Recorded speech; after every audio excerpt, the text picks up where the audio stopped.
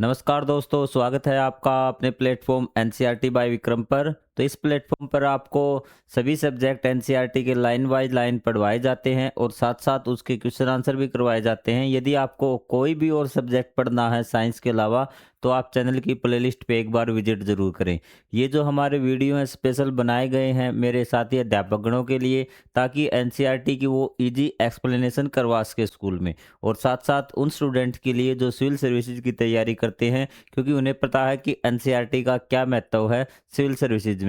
तो चलिए आज का जो हमारा अध्याय है उसको स्टार्ट करते हैं। और उससे पहले जो कक्षा 6 के बच्चे हैं जिन्हें इनकी एक्सरसाइज करनी है, टेस्ट करने हैं ऑल सब्जेक्ट के, वो हमारा टेलीग्राम ग्रुप जरूर ज्वाइन कर लें, जिसका लिंक चैनल के वीडियो के डिस्क्रिप्शन बॉक्स में आपको दिया गया है। चैनल के डिस्क्रिप्शन बॉक्स में भी आपको मिल जाएगा। तो लंबाई मापने की सही विधि भी तो हमने पिछले अध्याय में पढ़ा था, पिछले पार्ट में, कि हमने मीटर सेंटीमीटर सारे हमने मेजरिंग इंस्ट्रूमेंट थे वो बना लिए थे। अब हम बात करते हैं किसी वस्तु की लंबाई मापने के लिए हमें एक उपयुक्त पैमाने की आवश्यकता होती है।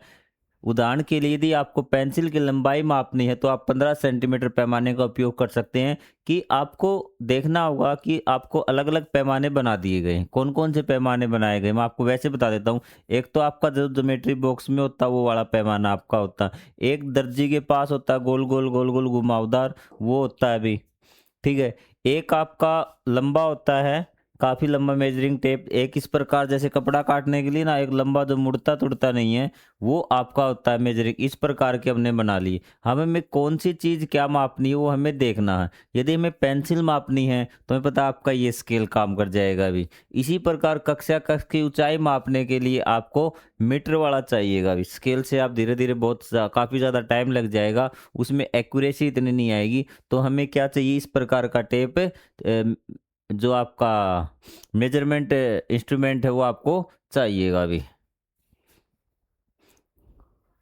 पैमाना या मापने फीते की आवश्यकता पड़ सकती है। किसी वृक्ष के तने की मोटाई अथवा अपनी छाती के आकार का माप के लिए सीधे तौर पर मीटर पैमाने का उपयोग नहीं कर सकते। ऐसे देखिए कि अगर आपको मापना क्या, अगर कोई सीधी आपको बिल्कुल दीवार मापनी है तो आपको क्या कर सकते हैं कि इस प्रकार की फट्टी के आकार का पैमाना आप यूज कर सकते हैं। लेकिन आपको अपनी मोटाई नापनी है या फिर किसी वृक्ष की मोटाई मापनी है तो आपको लचीला फीता चाहिएगा। फीते आपको बिल्कुल कड़क भी मिल जाएंगे सीधे ऐसे, और लचीले भी मिल जाएंगे। तो आपको किस प्रकार की जो लंबाई मापनी है उसके आधार पर डिसाइड करेंगे, लचीला चाहिए या फिर आपको स्टिप चाहिए। लंबाई का मापन करते समय कुछ सावधानियां बरतने की आवश्यकता होती है। वो सावधानियां क्या हैं वो अब यहाँ सीखिए भी। टाइम चला देते हैं। पैमाने को सही रखने की विधि भी देखिए। आपको ये मापना है येलो कलर वाला भी, क्या मापना है, येलो कलर वाला मापना है। तो आपका जो फर्स्ट पॉइंट है किसी भी पैमाने का, वो यहाँ जीरो से इस प्रकार से मैच करना चाहिए भी। यहाँ भी जीरो और यहाँ भी जीरो आपकी होनी चाहिए। इस प्रकार से आपको नहीं है कि ये आपको तिरछा आप कर दें। आपका स्केल बिल्कुल सीधा होना चाहिए। क्लियर चीज हुई बात। आपने आपने चलो रख तो दिया ये। अब पैमाने को पढ़ने की आंख की सही स्थिति क्या है भी, कि आपकी आंख कहाँ पर होनी चाहिए जब इसको माप रहे हैं। एक ही जगह आपने पैमाना रख दिया ना, तो ये मान लीजिए कि हम मान लेते हैं कि आप लोगों को पैमाना रखने की विधि आ गई। लेकिन अब आपको क्या है, उसको चेक करना है कि ये जो है आपका कितनी लंबाई की ये पेंसिल है। आप देखिए अब है उसकी रीडिंग करना कि वो लंबाई कितनी है, हमें ये देखना है। तो ये देखिए पैमाने का पढ़ते समय आँख की सही स्थिति क्या है भी। तो उदाहरण के लिए यदि आप एक पेंसिल को माप रहे हैं तो आपने यहाँ जीरो पे बिल्कुल ये सीधा रख दिया, बिल्कुल आपने फर्स्ट स्टेप कंप्लीट कर लिया। अब लास्ट स्टेप है कि इसको हम मापेंगे कि ये है कितनी लंबी हुई।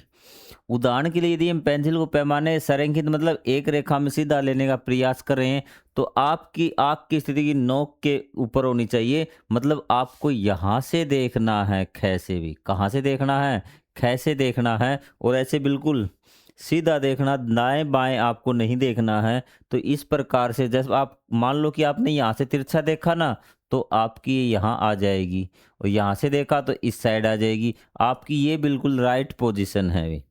क्या है, ख पे बिल्कुल आपको बिल्कुल ऊपर से देखना है, दाएं बाएं से इस प्रकार से नहीं देखना, वहां से आपका एक्यूरेट नहीं आएगा। ठीक है। आपकी जो लास्ट पॉइंट है, आपकी आंख और उसका पैमाने का बिल्कुल सीध में होना चाहिए। आपको आ गई बात समझ में? तो ये नापने की सही विधि है भी। यदि पैमाने के सिरे टूटे हों तो लंबाई का मापन कैसे करें भी? ठीक है, यदि उसके आपके पैमाने मान लीजिए कि ये इतना टूटा हुआ है भी, क्या है कि ये यहाँ से टूटा हुआ है और आपका पैमाना इस प्रकार से टूटा हुआ है, ये हिस्सा नहीं है, तो आप क्या इससे माप सकते हैं? हाँ जी, बिल्कुल माप सकते हैं कि हम 4 से शुरुआत कर दें। क्या कर दें? 4 से शुरुआत कर दें। 4 को क्या मान लें? 0 मान लें, इसको माप लें। कोई ऑब्जेक्ट हमने मापा और वो आ गया आपका 11 यहाँ तक, तो 11 सेंटीमीटर। तो आपकी कहाँ से स्टार्ट हो रहा था? 4 से। तो उसमें से 4 घटा देंगे, -4 कर देंगे, कितना आ जाएगा? 7 सेंटीमीटर लंबा है। इस प्रकार आप कर सकते हैं भी। आपको आई बात समझ में? यदि पैमाने का कोई सिरा टूटा हो तो किस प्रकार से हम उसको लंबाई को माप सकते हैं। यदि किसी पैमाने के सिरे टूटे हैं, शून्यक स्पष्ट नहीं, मतलब जो आपकी शून्य है ना वो आपको दिख नहीं रही, तब इसका उपयोग मापन के लिए किया जा सकता है। ऐसे पैमाने किसी अन्य पूर्णांक 1 का उपयोग कर सकते हैं। इसके उपरांत आप दूसरे सिरे के पाठ्यांक से पूर्णांक के पाठ्यांक को घटाना चाहिए, मतलब कि जो आपका टोटल रीडिंग आई है ना, तो जहाँ से आपने शुरू किया है वहाँ से उसको घटा दीजिए। ठीक है, आपका स्केल था, जैसा कि मैंने आपको ये बताया था, 4 से शुरू कर रहे हैं ना मापना आप, तो इसमें से जो टोटल आएगी 4 घटा दीजिए, आ जाएगा आपका। क्लियर हुई बात? मान लीजिए यहाँ से आप स्टार्ट कर रहे हैं कि इस साइड से ये ना एक एक टूटा हुआ है, तो आप 2 से स्टार्ट कर दीजिए। टोटल लंबाई आ गई 6, तो 6 - 2 कर दीजिए। 4 सेंटीमीटर उस चीज़ की आपकी एक्यूरेट लंबाई आ जाएगी। ये चीज़ यहाँ पर बताई गई है। तो स्केल टूट जाए तो आपको घबराना नहीं है भी।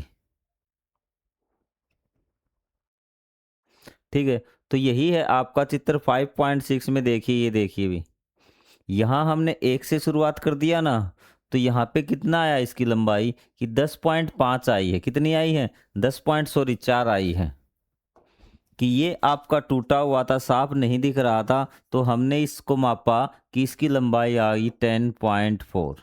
लेकिन हमने शुरुआत किससे की?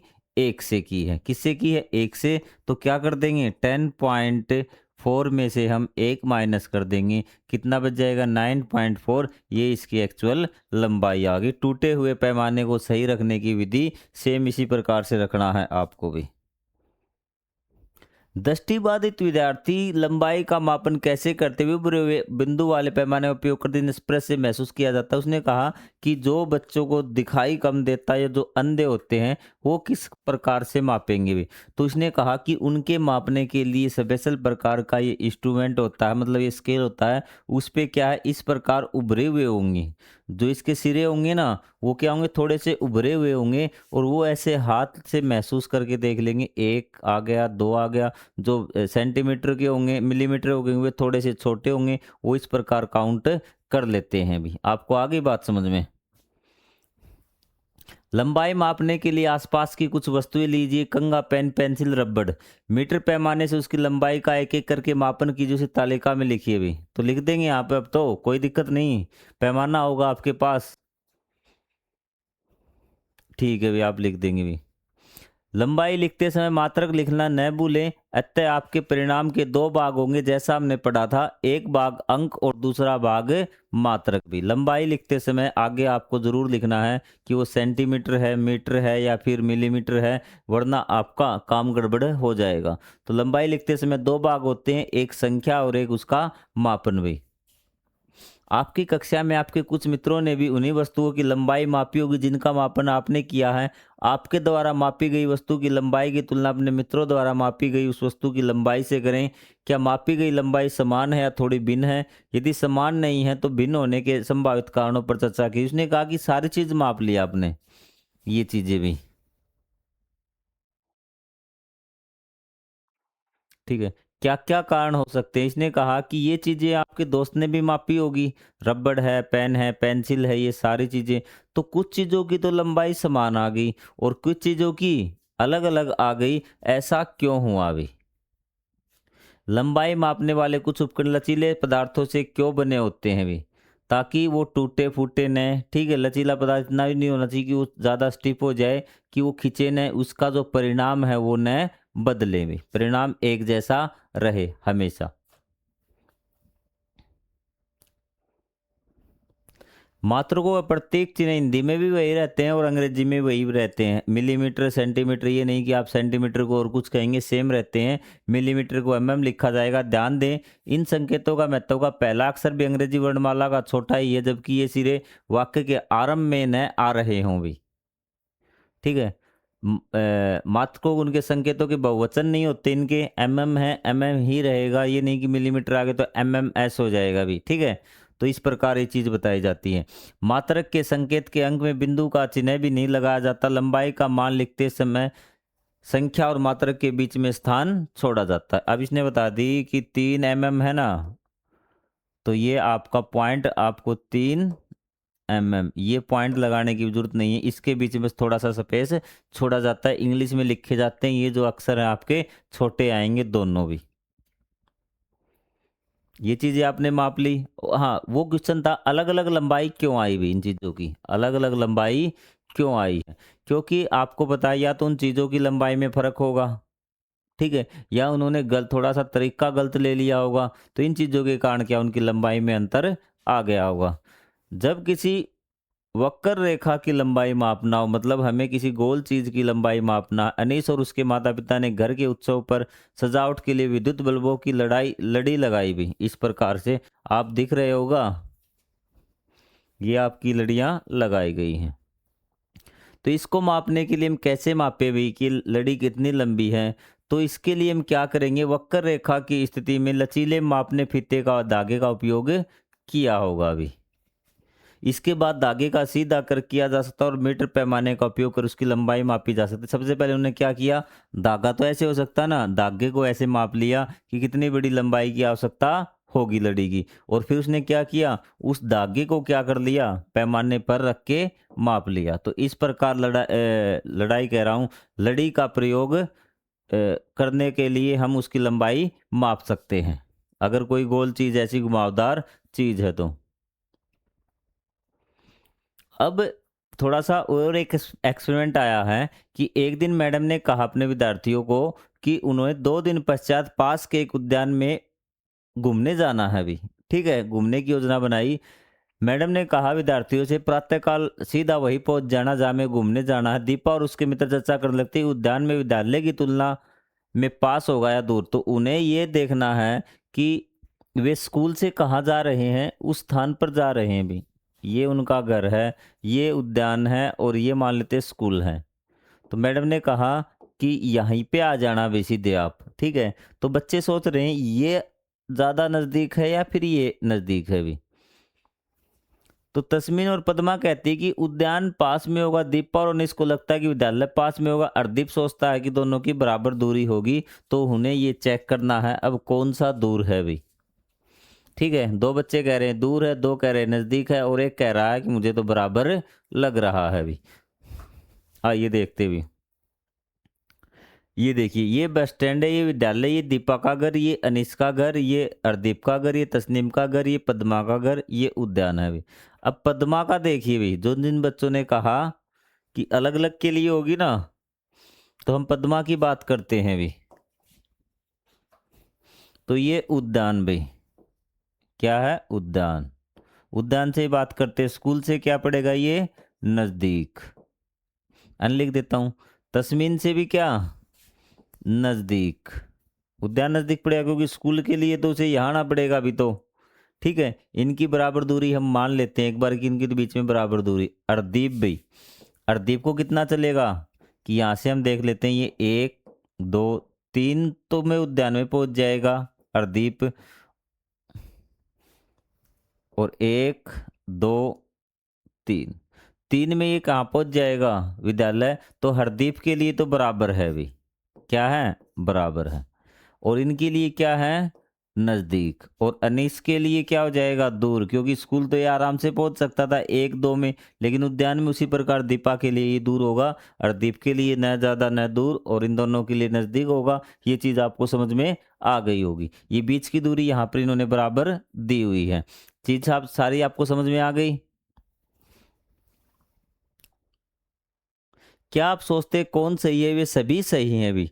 तब उनका प्रेक्षण भिन्न भिन्न क्यों है, क्योंकि विद्यालय और उद्यान की दूरी का अनुमान अपने अपने घरों से वो कर रहे हैं अभी, सबने कर लिया और सब आप देख लेंगे कि कितनी दूरी पर है। इसके विपरीत यदि उन्होंने एक ही वस्तु या स्थान से बस स्टैंड से दूरी में सोचा होता, उनका प्रेक्षण क्या होता? तो उसने कहा कि बस स्टैंड से बताइए भी, जब एक ही स्थान से सोचेंगे ना तो क्या होगा कि वो अलग अलग होगा कि बस स्टैंड से उद्यान कितनी दूर है, बराबर होगा एक ही स्थान से, तो उनका जो प्रेक्षण है वो अलग अलग नहीं होगा, उनका जो विचार है वो अलग अलग नहीं होगा। अब उन्होंने क्या सोचा, अलग अलग स्थान से सोचा है अभी। किसी वस्तु की दूरी का निर्धारण किसी नियत वस्तु या बिंदु के सापेक्ष किया जाता है और इस बिंदु को संदर्भ बिंदु कहते हैं। इसने कहा किसी स्थान की दूरी का अगर हमें बताना है तो वो क्या है, किस कोई तो उसका स्टार्टिंग पॉइंट होगा, कोई तो एक पॉइंट होगा जहां से हम बताएंगे कि ये दूरी इतनी है।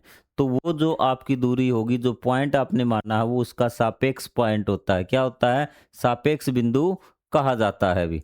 कुछ दिन पश्चात अर्दीप उत्साहपूर्ण अपने मित्रों से कहता, आओ हम सभी खेल खेलते और मैदान में चलते हैं। शिक्षिका चाहती कि हम खेल दिवस के लिए चूना पाउडर से रेखाएं खींचकर कबड्डी का कोर्ट बनाए, भी कबड्डी का मैदान बनाए चूना डालकर। भी आप सबने बनाया होगा। पद्मा, हमें अधिक लंबाई के मापन फीते की आवश्यकता होगी इस खेल के लिए, तो इस प्रकार का फीता आपने देखा होगा। उसने कहा बड़ा फीता चाहिए, उसने कहा ठीक है भी। दीपा, आओ सबसे पहले मैदान में हमें एक ऐसा बिंदु निश्चित करें जहां से हम रेखाएं खींचने के लिए दूरी मापेंगे, कि कोई ना कोई तो स्टार्टिंग पॉइंट आपको लेना पड़ेगा कि जहां से हम दूरी मापेंगे। इस बिंदु को हम अपना संदर्भ बिंदु कहते हैं। भी आ गया कि यहाँ से इन्होंने लाइन स्टार्ट की। अब सारी लाइनों की जो इस लाइन की भी क्या है, मापन यहाँ से ये स्टार्ट करेंगे, इसकी यहाँ से करेंगे, तो ये इसका क्या संदर्भ बिंदु आपका हो गया। कुछ दिन पश्चात पद्मा बस से अपनी नाना नानी से मिलने दिल्ली जा रही थी। वहां दिल्ली पहुंचने के लिए उत्सुक थी। सड़क के किनारे लगे किलोमीटर सूचक पत्रों को पढ़ रही थी। 1 किलोमीटर सूचक पत्थर दिल्ली 70 किलोमीटर लिखा हुआ था। वो दिल्ली जा रही थी तो उसको क्या दिखा कि इस प्रकार का पत्थर दिखा भी। प्रत्येक क्रमागत किलोमीटर सूचर पत्थर पर यह अंकित कर रहा था कि वह अपने नाना नानी जी के घर के निकट पहुंच रही है अभी। तो ये जो किलोमीटर पत्थर है क्या दर्शाते हैं कि वो अपने गंतव्य के पास जा रही है। उसको ऐसा लग रहा था जैसे जैसे पत्थर आ रहा था ना, वैसे लग रहा था जैसे वो अपने नानी के घर जा रही थी। उसकी नानी थी दिल्ली भी, क्या थी? दिल्ली। यहाँ से उसने स्टार्ट किया, यहाँ पे लिखा था 60 किलोमीटर, अगला पत्थर पे लिखा था 59, अगले पे लिखा था 58। तो ये रोड से जा रही थी। तो उसे पता था इस बस में बैठ के वो जा रही थी ना, यहाँ पे वो बैठी थी, वो देख रही थी पत्थर कि इसमें ये लगा हुआ। तो उसे पता था कि धीरे धीरे वो दिल्ली के नज़दीक आ रही, इसलिए उसे लग रहा था कि वो अपनी नानी के घर के नज़दीक पहुंच रही है। चीज़ें क्लियर हुई? कोई डाउट? किसी किलोमीटर ये पत्थर बता रहे थे कि दिल्ली कितनी दूर है। भी क्या बता रहे थे? दिल्ली कितनी दूर है। यहाँ ऊपर दिल्ली भी लिखा था कि दिल्ली कितनी दूर, 60, फिर 59 किलोमीटर, फिर 58 किलोमीटर। धीरे धीरे दूरी क्या होती जा रही थी, कम होती जा रही थी। ये किलोमीटर सूचक पत्थर दिल्ली से उसकी दूरी को इंगित कर रहे थे। अब इस स्थिति में देखिए भी, ये देखिए यहाँ से आपको जैसे मैंने बताया था ना, वैसे ही है कि आपका इस प्रकार से दिल्ली ये बस चल रही थी। इस साइड, अब की बार हमने उस साइड बना दिया तो कोई बात नहीं। ये देखिए इस प्रकार से पत्थर लगे हुए थे। यहाँ से पत्थरों से पता लग जाएगा कि दिल्ली, ये आपका ये पत्थर पे 50 दिखा रहा है, ये 40, बीच में और भी है लेकिन इसने छोटे बनाए हैं, 20, 10, 0। ये बता दो मुझे क्या है? ये आपका इंडिया गेट है जो दिल्ली में मौजूद है। कभी दिल्ली जाओ तो इंडिया गेट जरूर देखना। आप में से किसी ने देखा है इंडिया गेट, ये मुझे बताना भी। तो ये किलोमीटर क्या, यदि किलोमीटर सूचक पत्थर 70 किलोमीटर दिखा रहा है, इस चित्र 5.13 में दिखा गया है, तो हम कह सकते हैं कि पद्मा की दिल्ली से कितनी दूर है? 70 किलोमीटर दूर है भी। 60 किलोमीटर लिखा होता तो पद्मा की स्थिति दिल्ली से 60 किलोमीटर दूर है भी। इसका यह तात्पर्य है कि संदर्भ बिंदु के सापेक्ष पद्मा की स्थिति समय के साथ परिवर्तित हो रही है। संदर्भ बिंदु कौन सा है? आपका दिल्ली। हमने ये 70 किलोमीटर कहाँ से नापा है? दिल्ली से लेके ना, तो उसकी स्थिति हमेशा परिवर्तित हो रही है। किसी वस्तु की स्थिति एक संदर्भ बिंदु के सापेक्ष में कब परिवर्तित होती है? यह तब परिवर्तित होती है जब वस्तु गतिशील होती है। बिल्कुल, जब वस्तु गति करती है ना, तो उसकी जो सापेक्ष बिंदु के संबंध में उसकी दूरी क्या करती है? परिवर्तित होती है। हमें कोई चीज़ यहाँ से यहाँ है, हम यहाँ पहुँच गए, तो ये हमारा सापेक्ष बिंदु है। यहाँ से अब हम 5 मीटर दूर पे हम चल रहे हैं, तो धीरे धीरे हमारी जो दूरी है सापेक्ष बिंदु में चेंज हो रही ना, चाहे हम इसकी तरफ आ रहे हैं चाहे हम इससे तरफ जा रहे हैं। अब हम बात करते हैं गतिशील वस्तुओं की। किसकी बात करेंगे? गतिशील वस्तुओं की। आपका दूरी का जो चैप्टर है वो यहीं समाप्त हो जाता है। इसमें अगला पार्ट था गतिशील वस्तुएं। अपने आसपास की वस्तुएं देखिए, 5 गतिशील वस्तुओं को तथा 5 ऐसी वस्तु चीज बनाइए जो विराम है। भी आप 5 चीजें अपने आसपास देखिए। जब आप ग्राउंड में खेल रहे हैं, 5 तो आपके दोस्त हो जाएंगे। आपकी स्कूल की वैन चलती है ना, चलते समय, वो भी गतिशील है। भी जो आपके पक्षी उड़ रहे हैं वो गतिशील है। जो एक स्थान से दूसरे स्थान तक जा रही है, जो एक ही जगह है, पेड़ है, आपके दीवार है, स्कूल के कमरे हैं, बेंच है, कुर्सी है, वो सब क्या है? जो अपने आप मूवमेंट नहीं करती, वो क्या गतिशील नहीं है।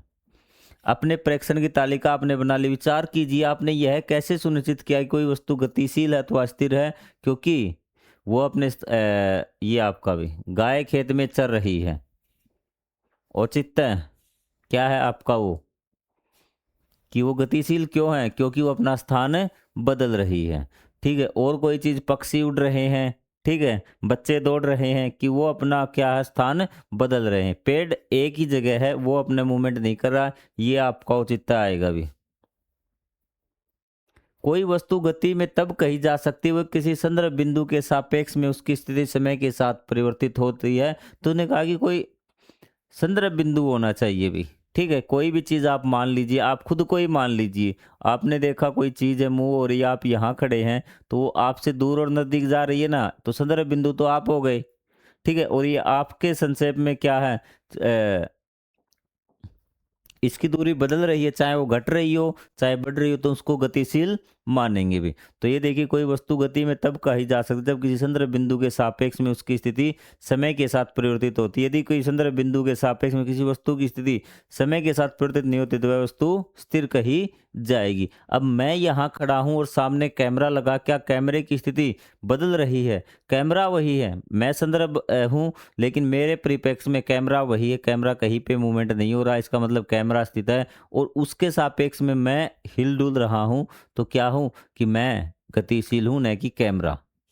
ठीक है। एक ही सापेक्ष में देखिए, मैं अगर यहाँ ऐसे हो जाऊं, मेरा सापेक्ष, आपका जो सापेक्ष पॉइंट है ना, वो एक जगह रहना चाहिए। सापेक्ष आपका कहीं मूव नहीं कर रहा है, यह बात आप ध्यान रखना अभी। ठीक है। कंफ्यूज मत होना कि सापेक्ष पॉइंट आपको मानना वो बिंदु जो एक जगह स्थिर हो। अब उसके परिप्रेक्ष्य में दूसरी चीज आपको देखनी। भी दीपा ने बस में अपने चारों ओर देखा, फिर ध्यान दिया कि सभी यात्री बैठे हुए हैं। उसने 1 मिनट बाद अपने चारों ओर देखा, पाया कि वे अपनी सीट पर बैठे हुए हैं। आश्चर्य, क्या वे गतिशील हैं? अब देखिए, ये क्वेश्चन बनता है। भी बस में बैठे हुए यात्री क्या गतिशील हैं या नहीं? भी आ गई बात समझ में?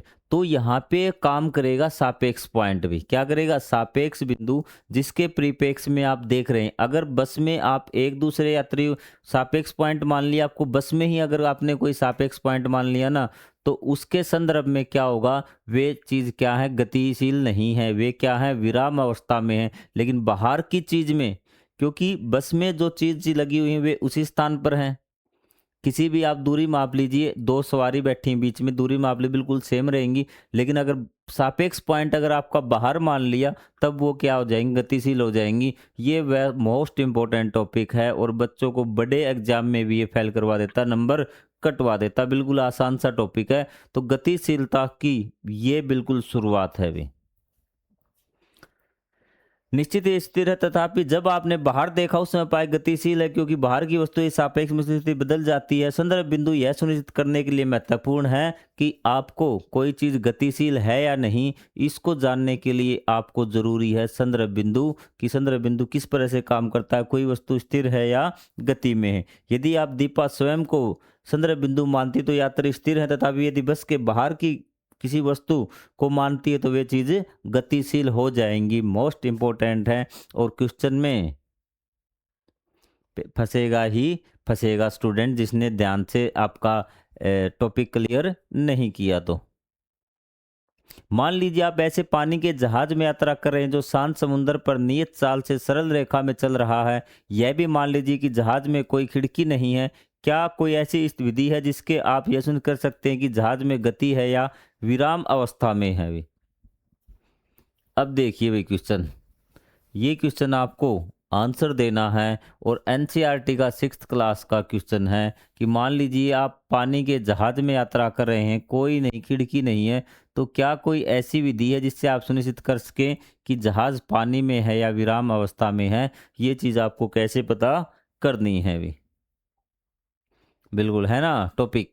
तो आपको यही आज सोचना है और लाइव क्लास में हम ऐसे ही क्वेश्चन किया करेंगे जहां आपका मन भी लगे और आपको आपके कमेंट भी पूछे भी। बहुत आसान सा इसका जवाब है और वो जवाब आपको देना है भी। गति के प्रकार एक बार मैं देखता हूँ कि इस चैप्टर में ये पूरा होगा या नहीं होगा भी। चलो देख लेते भी। एक रबड़ लीजिए, निश्चित ऊंचाई से उसे ऊपर छोड़िए, उसकी गति का अवलोकन कीजिए भी। ठीक है, अब यहाँ पे आप पता कर सकते हैं, आपको पहले ही बता दिया कि किस प्रकार से करना है। ठीक है, कि अगर कोई चीज मूव कर रही है ना, मूव कर रही है, आप जहाज में बैठे, कोई खिड़की या बस नहीं है, तो आपने इस प्रकार से उस रबड़ को डाला। अगर वो रबड़ आपके पैरों पे सेम, अगर आप गति में नहीं है तो यही गिरेगा। ठीक, आपके पैरों के आगे। अगर वो चीज़ गति में है तो आप उससे थोड़ा सा आगे निकल जाएंगे। आप उससे क्या निकल जाएंगे आगे, आप यहाँ गिरेंगे ना। आपने निशान कर लिया कि आप इस पेन के ऊपर रबड़ गिरा रहे हैं, आपने थोड़ा सा और गैप कीजिए और अगर वो चीज़ गति में होगी ना, तो क्या होगा, रबड़ इस पेन के ऊपर न गिर के, क्योंकि गति में है तो वो चीज़ आगे निकल जाएगी, रबड़ यहाँ पे गिरेगा। अगर गति में है तो, यदि जहाज रुका हुआ है तो बिल्कुल ऊपर ही गिरेगा। आपको आ गई बात समझ में कि किस प्रकार से आप पता लगाएंगे। क्या रबड़ एक सरल रेखा के अनुदिश गति करता? जब एक संतरा पेड़ से गिरता तो वह सरल रेखा गति में गिरता। क्या आपने गणतंत्र दिवस में परेड देखी है? परेड के समय विद्यार्थियों के मार्च पास्ट का श्रमण कीजिए। क्या वे एक सरल रेखा में चलते हैं? जब एक भारी बॉक्स धकेला जाता तो वह एक सीधी रेखा के अनुदिश करता है, मतलब कि वो एक सीधी रेखा में गिरता है भी। जब कोई वस्तु सरल रेखा में चलती उस गति को सरल रेखीय गति कहते हैं। अपने चारों ओर परिवेश इस प्रकार की सरल रेखाएं देखिए कि जब आप क्या करते हैं, सरल गति में सीधी रेखा में कोई चलता है ना, तो उसको हम बोलते हैं सरल रेखीय गति, उसको हम बोलते हैं। इस प्रकार गति की पहचान कीजिए कि सरल रेखीय गति में क्या क्या चीजें चलती हैं भी। क्या सभी वस्तुएं सरल गति के अनुसार ही चलती, मतलब कि सरल रेखा में चलती, सीधी रेखा में चलती है? आप झूलों और झूमने वाले इंडोलों को ध्यान लिया होगा, क्या वे, जो आप पंखा चलता है, आप घूमते हैं, इस प्रकार से आते हैं, तो वे भी तो गतियां हैं, वो गतियों के अलग प्रकार हैं। तो आज के लिए फिलहाल इतना ही। आगे हम उस क्वेश्चन का आंसर भी करेंगे, जहाज वाले का, बिल्कुल डिटेल में आपको दिखाएंगे भी कि किस प्रकार से पता चलेगा कि उस जहाज वो गति में है या नहीं। कुछ बच्चों को समझ में आ गया, कुछ को नहीं आया होगा, तो आप लाइव में ज़रूर जुड़े और अगली क्लास में हम इसकी गतियां बिल्कुल डिटेल से समझेंगे। तो मिलेंगे अगले पार्ट में, तब तक के लिए जय हिंद, जय Bharat, thank you very much.